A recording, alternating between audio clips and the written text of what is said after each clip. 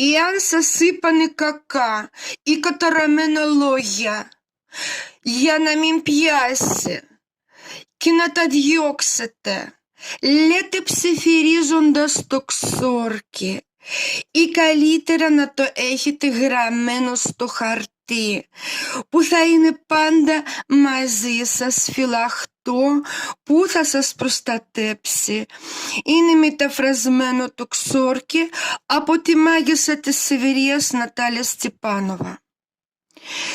Στρίφω γυρίζω εγώ σαν τη σβούρα ενάντια στην Ανατολή, ενάντια στη Δύση, ενάντια στον χρόνο, ενάντια των λεπτών.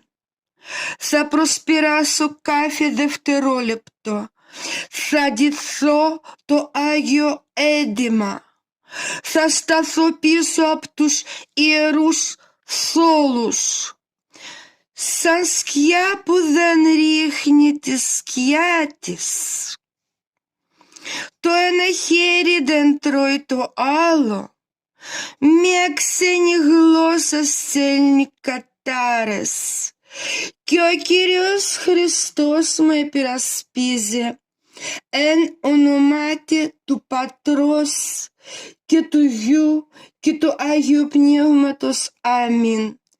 Πρέπει να το γράψετε μια ευνοϊκή μέρα. Να το αναμένω απλό κερί.